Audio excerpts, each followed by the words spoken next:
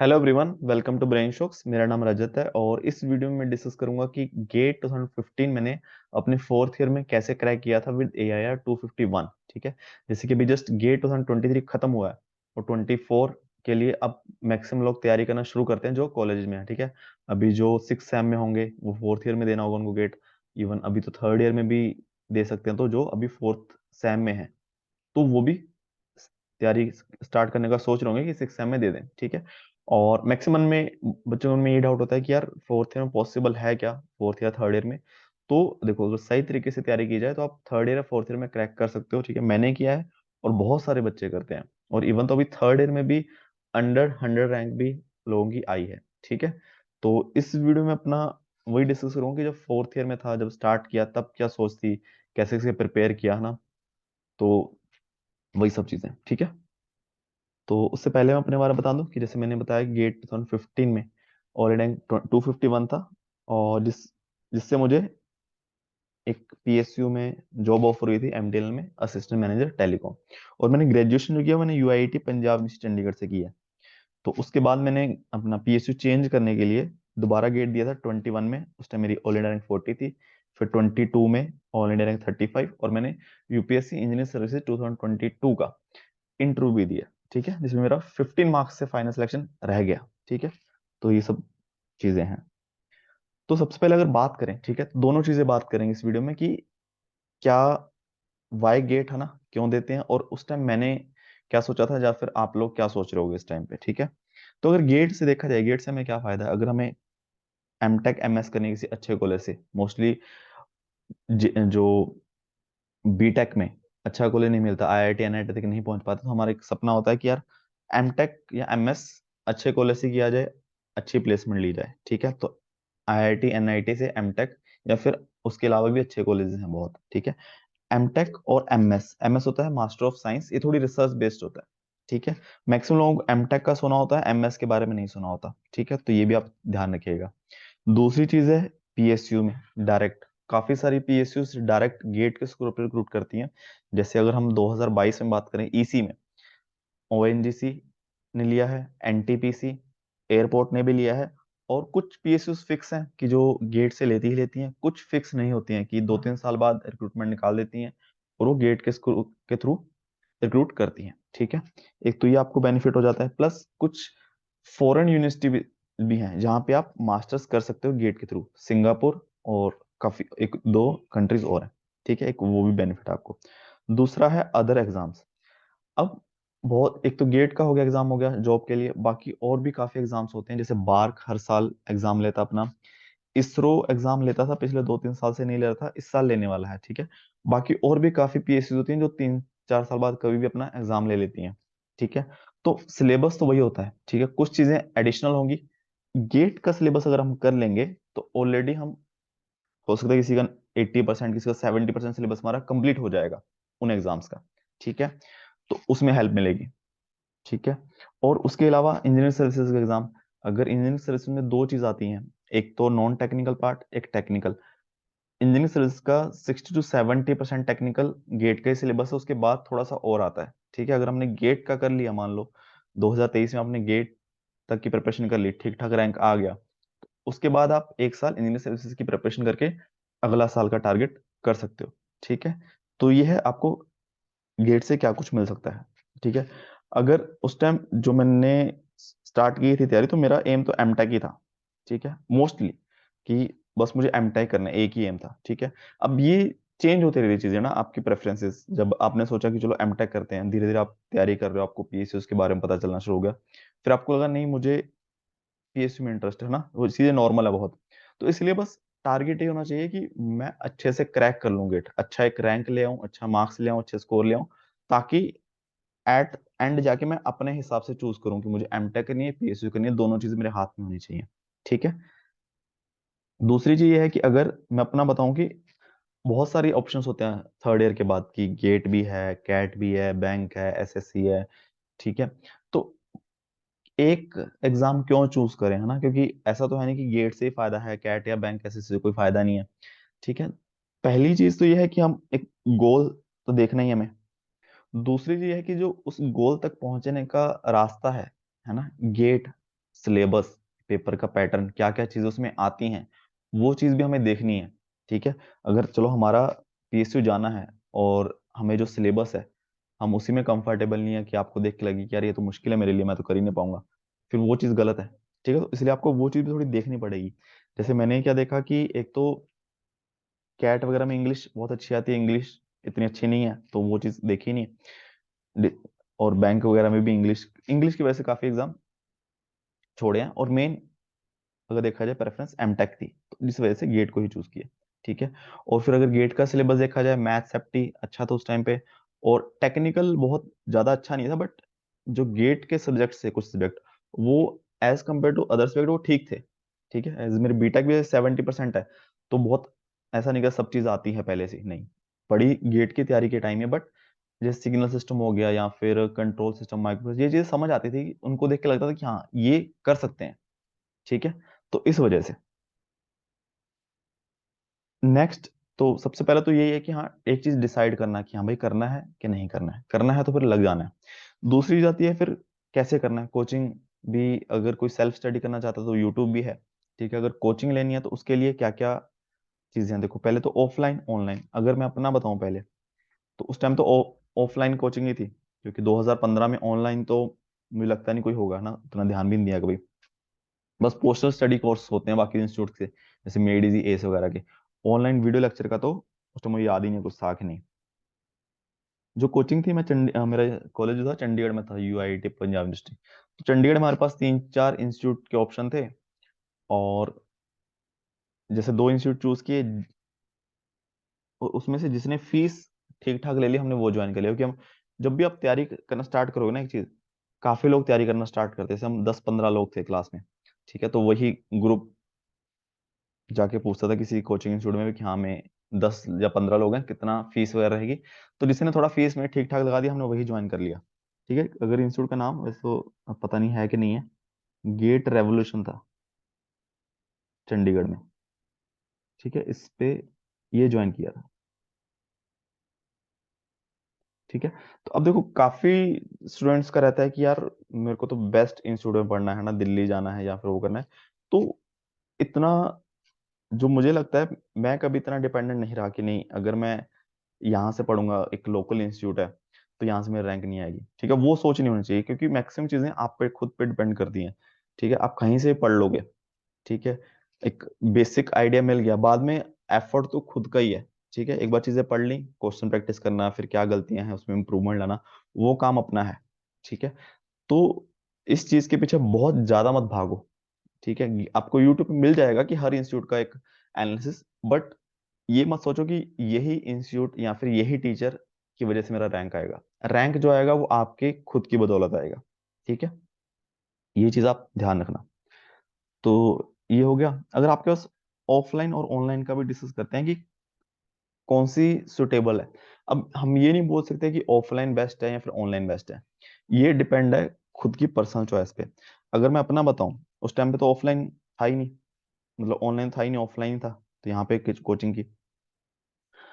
Online अच्छा है, एक तो कॉस्ट की वजह से। ठीक है, दूसरा बट माहौल होना चाहिए ऑनलाइन पढ़ने वाला, एक तो खुद में डिसिप्लिन, कि हमें खुद ही पता है कि भाई मुझे पढ़ना ही है। ठीक है, क्योंकि बचपन में तो चलो घर वाले बोल के हाँ कि पढ़ लो है ना, स्कूल वगैरह में। इस टाइम तो हमें खुद सेल्फ डिसिप्लिन, कि हाँ ये पढ़ना है, पढ़ना ही पड़ेगा, नहीं पढ़ूंगा तो सही नहीं रहेगा। दूसरी चीज, आसपास माहौल भी होना चाहिए कि ऑनलाइन पढ़ सको। ठीक है, अगर आप हॉस्टल में रहते हो, हॉस्टल में कई बार नहीं होता माहौल, तो क्या आपके आसपास कॉलेज या फिर आपकी यूनिवर्सिटी में लाइब्रेरी है, वहां पे आप बैठ सकते हो, पढ़ सकते हो, या फिर आसपास कोई लाइब्रेरी है, वो चीज है।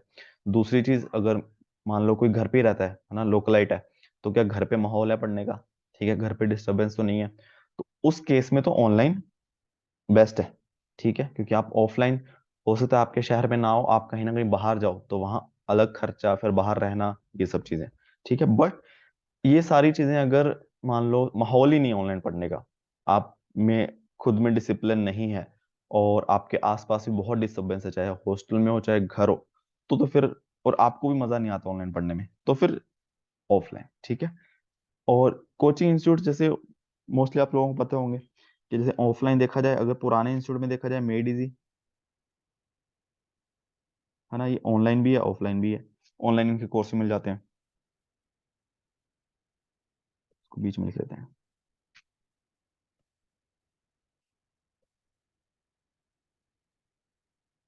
ठीक है, ऑनलाइन भी है, ऑफलाइन भी है।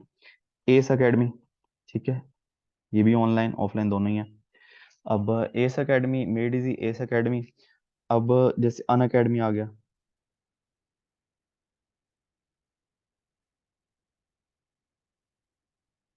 ठीक है, ऑनलाइन ही है। अब ऑफलाइन स्टोर खोलने वाले शायद। और ये मैं इसी के हिसाब से बात कर रहा हूँ, जैसे गेट वाला अभी नया लॉन्च हुआ है फिजिक्स वाला का, ठीक है, ये भी ऑनलाइन है, जैसे इस साल ही हुआ है। ठीक है। और बायजूस, ये भी ऑनलाइन ही है। ठीक है, एक और इंस्टीट्यूट अपना सी, ये आई थिंक काफी कम लोगों को पता होगा, सी एस लर्निंग। ठीक है, ये ऑफलाइन तो चंडीगढ़ में है।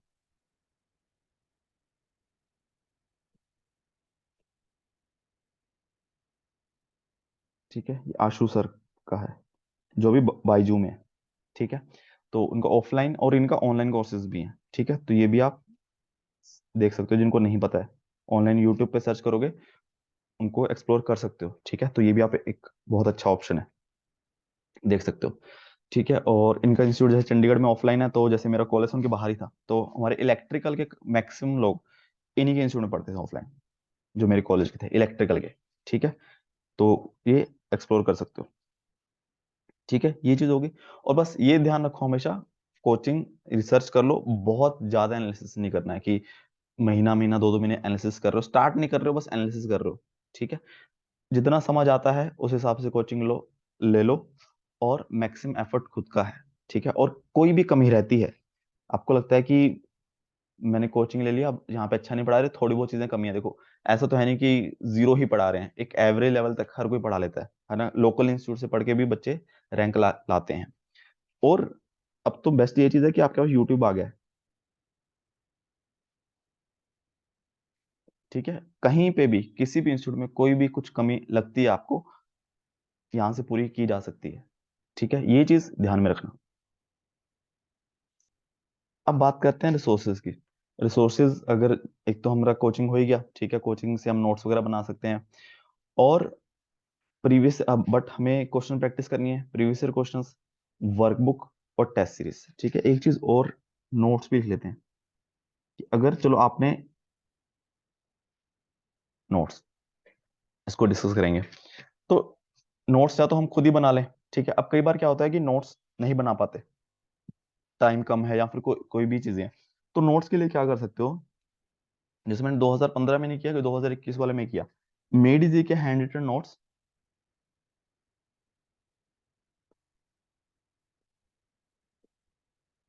आपको ऑनलाइन भी अगर सर्च करोगे तो ऑनलाइन भी मिल जाएंगे। ठीक है, बट वो थोड़े पुराने होंगे, नहीं तो आप उसको मंगवा सकते हो। ये जो दिल्ली में या फिर कहीं भी इंस्टीट्यूट है, वहाँ फोटो कॉपी शॉप्स होती है ना, उनकी ऑनलाइन वेबसाइट्स हैं, 2-3 हज़ार में सारे हैंड रिटन नोट्स मिल जाते हैं। ठीक है, या फिर और भी जरूरी नहीं कि मेड इजी का लेना, अगर आपको टेलीग्राम पे ऑनलाइन भी कहीं कहीं ना कहीं से मिल रहे हैं, ठीक है, वो भी आप रेफर कर सकते हो। ठीक है, जैसे इसका मैं बता देता हूँ, इसका जैसे मैंने 2021 मंगवाए थे, हिंद फोटो स्टेट करके कोई है। ठीक है, चेक कर सकते हो, वो दे देते हैं। इवन अगर कुछ सब्जेक्ट्स के मैंने ही जो मेरे नोट्स बनाए हुए हैं, तो वो डाउनलोड कर सकते हो आप, लिंक /रजत गेट। ठीक है, इसका लिंक मैं उसमें भी डाल दूंगा डिस्क्रिप्शन। ठीक है, तो ये चीजें आप कर सकते हो, ताकि आपको, जैसे आप कहीं से पढ़ रहे हो, आपने नोट्स बना लिए, तो फिर बाद में ये नोट्स भी पढ़ लो, कि आपको आइडिया हो जाए कि हाँ जो पढ़ाया हुआ है, और कोई एक आधी चीज मान लो मिस हो गई है, तो यहाँ से पता चल जाएगी। ठीक है, तो ये चीज कर सकते हो। सेकंड फिर आता है प्रीवियस ईयर क्वेश्चंस, रिसोर्सेज।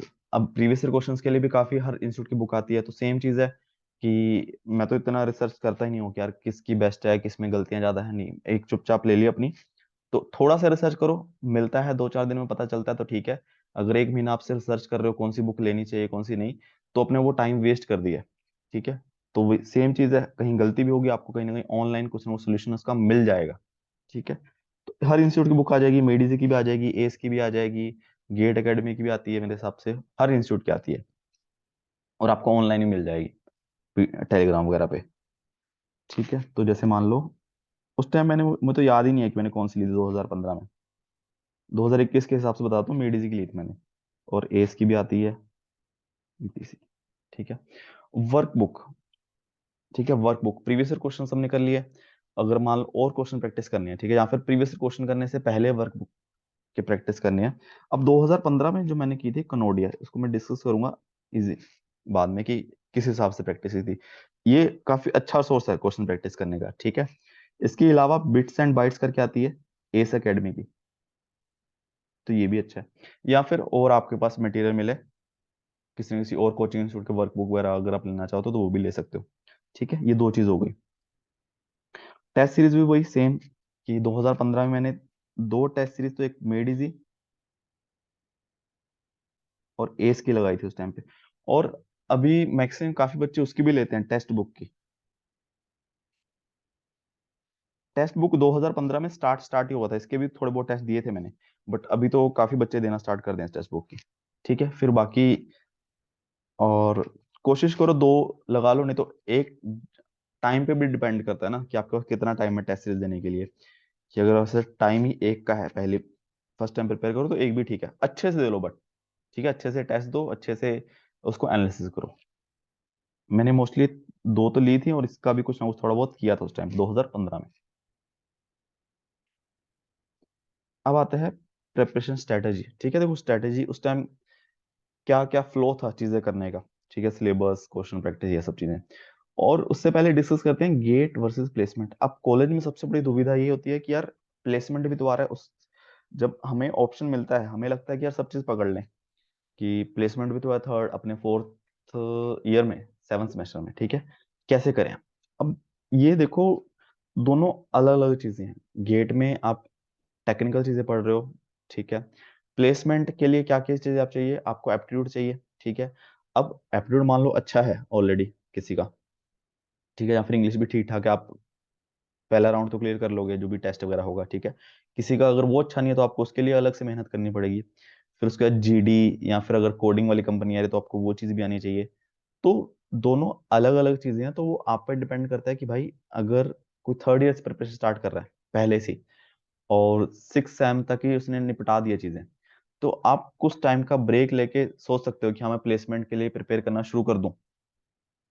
ठीक है, कि उसका भी देख लेता हूँ, चलो एक चीज हाथ में ले लेता हूँ। बट अगर आप सोचो कि आप प्रेपरेशन ही सिक्स सेम में स्टार्ट कर रहे हो गेट का, और सिर्फ गेट के में ही अगर लगे रहेंगे तब जाके हमारा अगले साल के लिए गेट का प्रिपरेशन अच्छे से हो पाएगा। उसके बीच में आप कैसे टाइम निकालोगे, तो वो चीज है। तो एक चीज मतलब जब टाइम लिमिटेड है, एक डिसीजन तो लेना ही पड़ेगा कि मुझे ये गेट करना है या फिर गेट छोड़ के प्लेसमेंट। काफी लोग आप देखोगे कि गेट की प्रिपरेशन स्टार्ट करते हैं, बट जब जैसे जैसे प्रिपरेशन, जोश तो स्टार्टिंग में बहुत होता है, तो जैसे जैसे प्रिपरेशन होती है, तो अगर अच्छा कर भी रहे ना तब भी एक डाउट आना शुरू होता है कि यार नहीं हुआ तो नहीं हुआ तो उस चक्कर में प्लेसमेंट के लिए निकल जाते हैं। ठीक है, ऐसे भी है। ठीक है, वो गलत नहीं है, आपको जैसा सही लगे, बट दोनों चीजें करना थोड़ा सा एक टफ टास्क है, वो आपको चीजें फिर मैनेज करनी पड़ेंगी। अब अगर मैं अपना बताऊं कि जैसे उस टाइम मेरा मेन फोकस तो गेट पे था, प्लेसमेंट के लिए कंपनी आती थी दो चार में बैठा मैं, जैसे पहली कंपनी आई मेरा रिटर्न तो क्लियर हो जाता था क्योंकि एप्टीट्यूड वगैरह आता था, वो हो जाता। बट मेन दिक्कत आई थी जीडी में। पहली कंपनी आई उसका निकल गया, टेस्ट निकल गया, बट जीडी से बाहर। ऐसा दो, फिर एक दो का सर टेस्ट भी निकला, फिर एक कंपनी जो आई उसमें टेस्ट भी निकल गया। ठीक है, फिर उसमें जीडी, और उसका जो जीडी और पर्सनल इंटरव्यू वगैरह था, दो पर्सनल इंटरव्यू थे, एक जीडी था, वो दूसरे कॉलेज में था, चंडीगढ़ के आसपास कोई कॉलेज था। तो टेस्ट तो हमारे कॉलेज में हो गया, जीडी पर्सनल इंटरव्यू दो बार वो दूसरे कॉलेज में हुआ। तो वो रात के 12 बज गए, रात के 10-11 बजे मैंने अपना इंटरव्यू दिया। तो उस टाइम पे मुझे लगा कि मैं ऑलरेडी प्रिपेयर कर रहा हूँ गेट के लिए अपने जनवरी से। ठीक है, जनवरी 2014 से। अब मैं अप्रोक्सीमेट जुलाई अगस्त की बात है, तब मैं इसमें लगा हूँ। तब लगा कि यार जो चीज ऑलरेडी कर रहा हूँ, अब इसके चक्कर में खराब नहीं कर सकते, क्योंकि वहां पे तो टाइम लग ही रहा है ना। अगर एक एक दिन पूरा पूरा दिन लग जा रहा प्लेसमेंट के लिए, तो उस कंपनी के बाद मैं किसी प्लेसमेंट में बैठा कि अब तो जो है बस यही है।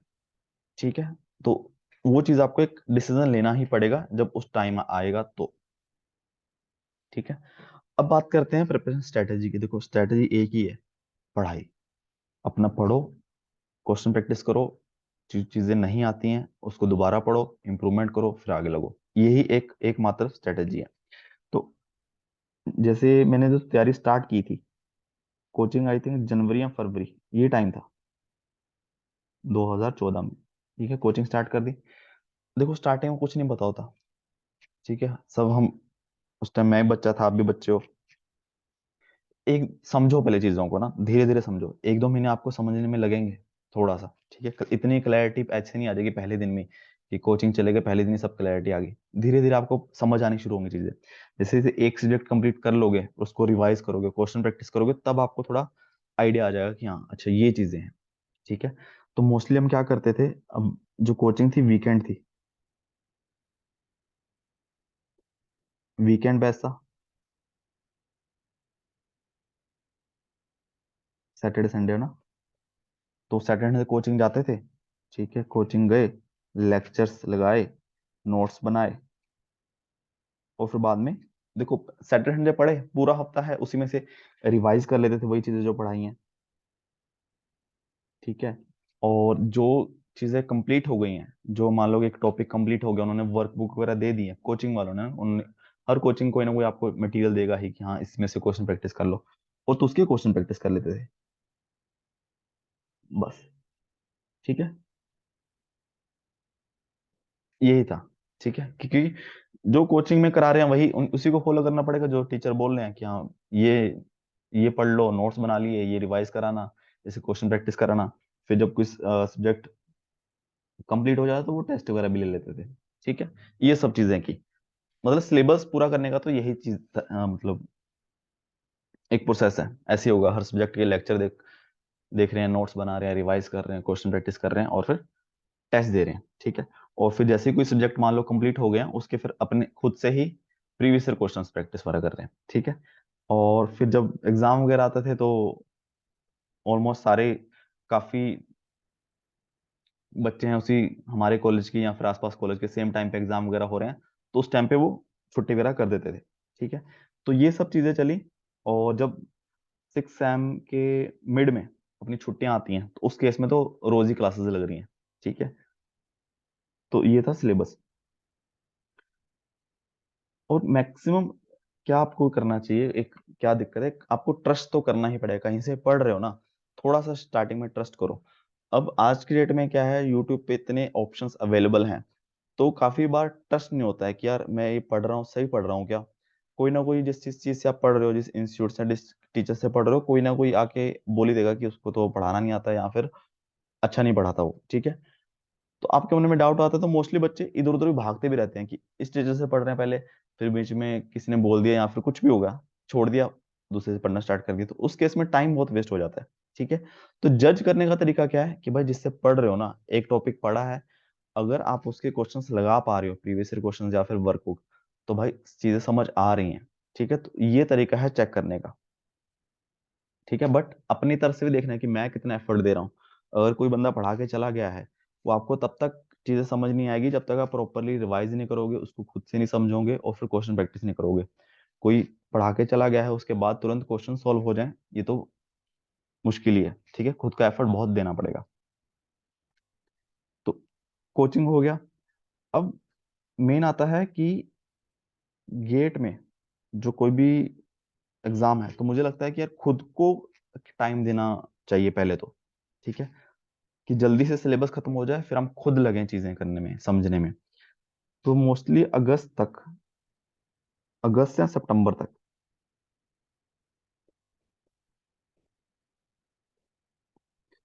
तो हमारा काफी सिलेबस कंप्लीट हो गया था, इतना मुझे याद है ना, अभी मुझे याद नहीं है अच्छे से। कुछ कम्युनिकेशन का कुछ पोर्शन बाकी था। तब ये डिसाइड किया कि यार अगर कोचिंग के भरोसे रहेंगे, मतलब कोचिंग ही जाते रहेंगे, तो ये तो चलता रहेगा, ठीक है। खुद को टाइम देना है, अभी हमें खुद क्वेश्चन प्रैक्टिस करनी स्टार्ट करनी है।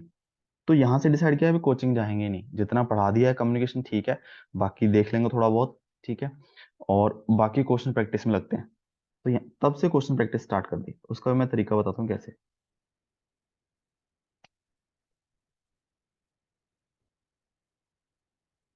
ठीक है, इस टाइम ध्यान भी अब कुछ नहीं करेंगे, कहीं कोचिंग नहीं जाएंगे, कुछ नहीं जाएंगे, अपना लगेंगे, जितने नोट्स बनाए उसको रखेंगे, कोई बुक उठाएंगे, और बस सिर्फ question practice, revision, question practice, revision, question practice. फिर जब चीजें खत्म होंगी फिर टेस्ट देना स्टार्ट करेंगे। ठीक है। तो उसके लिए क्या किया, अब क्वेश्चन प्रैक्टिस करते थे मैं और मेरा दोस्त, हम दो लोग थे, दो लोग बिल्कुल साथ में तैयारी करते थे, बिल्कुल, समझ रहे हो है ना, कि एक साथ बैठ के बुक खोल के क्वेश्चन सॉल्व कर रहे हैं दो लोग। ठीक है। हमारे पास सोर्सेज क्या थे, कनोडिया, इस टाइम पे हमने कनोडिया स्टार्ट की थी।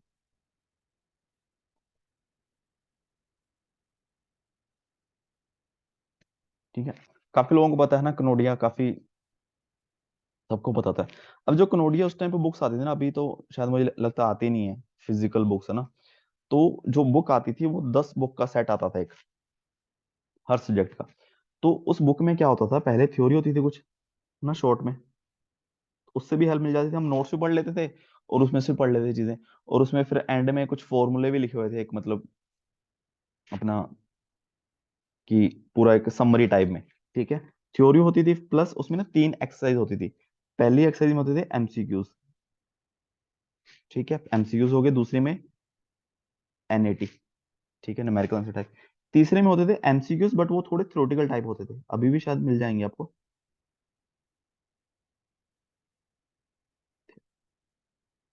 थ्योरेटिकल जो भी है स्पेलिंग इसकी। ठीक है, थ्योरी मतलब वो गेट के लेवल, मतलब गेट के एग्जाम्स के लिए नहीं होते थे, बट जैसे हम बाकी एग्जाम्स, एजे एग्जाम्स में देते थे, थोड़े याद करने वाले क्वेश्चन, वन स्टेटमेंट के बाद सीधा आंसर वगैरह, उस हिसाब से। तो ये तो हम करते थे, एमसीक्यूज भी अच्छे से करते थे, एनएटी भी, ये जितने बने कर लेते थे। ठीक है, जितना ठीक है, उस पर तो बहुत ज्यादा ध्यान नहीं देते थे, क्योंकि हमें पता है कि गेट में तो मैक्सिमम यही चीजें आनी है। ठीक है। अब तो क्वेश्चन प्रैक्टिस का क्या था, कि पहले अपना सिलेबस ऑलमोस्ट कंप्लीट है अगस्त सितंबर तक, तो अपना कनोडिया बुक्स मंगवाई, और बुक्स एक साथ नहीं मंगवाई, कहीं ना कहीं से पता चला था कि कनोडिया करके बुक्स आती हैं, 2 या 3 बुक्स मंगाई, कि पहले चेक कर लेना, फिर कहीं ना कहीं से पूछ लिया कि हाँ, बोले ठीक है, कर सकते हो ये। ठीक है, 2 3 बुक्स मंगाई पहले एक सेट में, तो फिर उसका एक सब्जेक्ट उठाया, उसके नोट्स रिवाइज करे टॉपिक वाइज, फिर इसी से थ्योरी पढ़ लेते थे और क्वेश्चन लगाने लग गए। ठीक है, ये करते थे।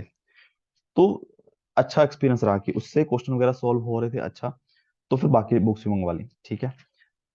अब शेड्यूल क्या रहता था अगस्त सितंबर में, एक दिक्कत ये भी होती है बच्चों को, कि भाई यार फोर्थ ईयर है,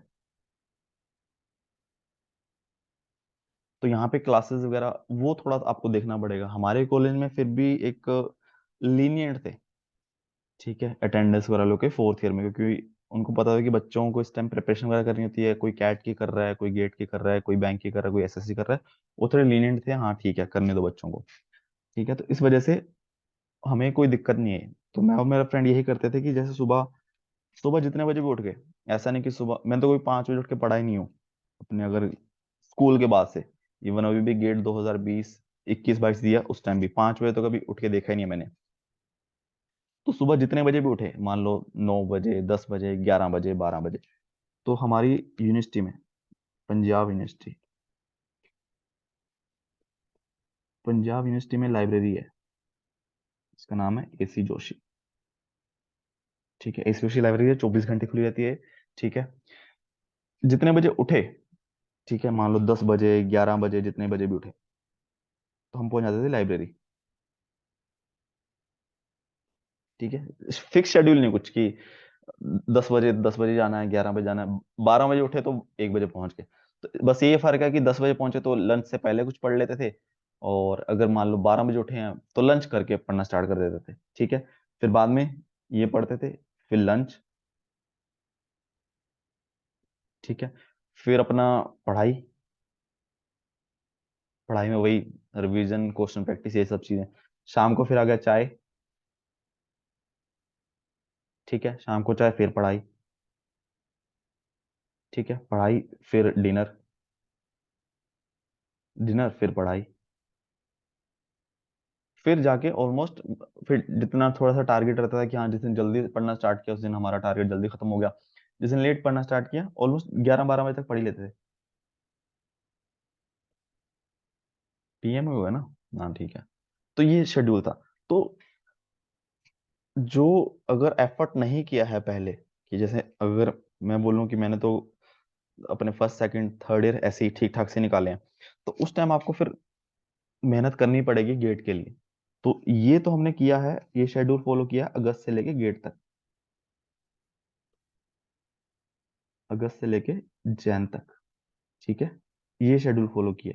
ठीक है, जब आप तैयारी कर रहे हो तब कोई मतलब डिस्ट्रैक्शन नहीं, कोई घूमना फिरना नहीं, कोई दोस्ती यारी नहीं, ठीक है। तो ये शेड्यूल था, और फिर अपना सो गए, फिर जब उठे फिर बस अगस्त सितंबर अक्टूबर नवंबर दिसंबर जनवरी, 5 6 महीने यही शेड्यूल था। तो ये चीज आपको ध्यान रखनी है भाई, कहीं टाइम वेस्ट करने का स्कोप ही नहीं है जब आप कॉलेज में हो, ठीक है, क्योंकि वहां पे एग्जाम्स भी आएंगे, ठीक है, आपको वो भी ध्यान रखना है, और उसको हम इग्नोर भी नहीं कर सकते हैं चीजें, ठीक है, कोई ना कोई आपका प्रैक्टिकल वाइवा ये भी चलता रहेगा, ठीक है, तो इस वजह से, ठीक है, ये चीज होगी। और इसके अलावा अगर देखा जाए, ये तो करते रहते हैं। अब उस टाइम पे चीजें क्या होती हैं, जैसे अब तो इतना डिटेल में आपको अभी जरूरत नहीं होगी, अब जब स्टार्ट कर रहे हो, तो इसी टाइम में हम शॉर्ट नोट्स वगैरह बना लेते थे। जैसे क्वेश्चन प्रैक्टिस करी, कोई भी सब्जेक्ट कंप्लीट हो गया, तो उसके प्रीवियस ईयर क्वेश्चंस भी लगा लिए, और हमने कनोडिया भी लगा ली, तो अपने नोट्स और जो कनोडिया के आगे थ्योरी है उसको मिला मिला के हम शॉर्ट नोट्स भी बना लेते थे। और फिर हम टेस्ट, जैसे जैसे कोई सब्जेक्ट कंप्लीट हुआ तो उसके टेस्ट सीरीज देना भी स्टार्ट कर दी।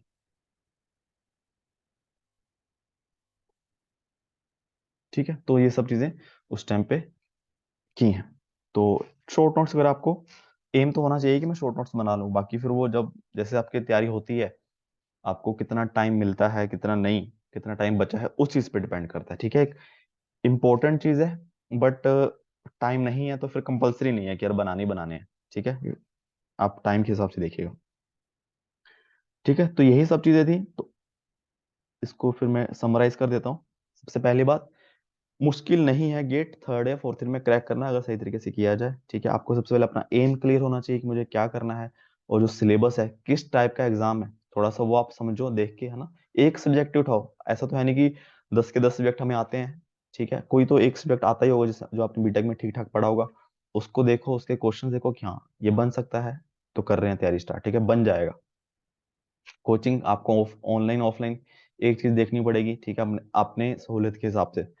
फिर बाकी इंस्टीट्यूट आपको कैसे चूज करने हैं, एक तो चीज होती है कि भाई कॉस्ट भी मैटर करता है, ठीक है, आपको वो भी देखना है, कॉस्ट का कोई चक्कर नहीं है। फिर आपको थोड़ा सा, अब यूट्यूब पे ही अगर आपको बहुत एनालिसिस करना है कि हाँ ये टीचर ऐसे हैं ये वैसे हैं, तो आपको यूट्यूब पे वो मिल जाएगा, ठीक है, बट उसको आप मिनिमम कम से कम टाइम दो, ठीक है, बहुत स्टार्ट को डिले मत करो बस तैयारी को, ठीक है।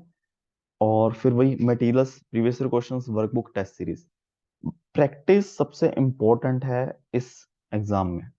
अगर आपको सारी चीजें आती हैं, है ना, आपको किताबें पढ़ रखी हैं, बहुत अच्छे से कंसेप्चुअल नॉलेज भी आती है, क्वेश्चन प्रैक्टिस नहीं करोगे कुछ नहीं होएगा, कितना ही भले आता हो, ठीक है। तो ये चीज बहुत इंपॉर्टेंट है।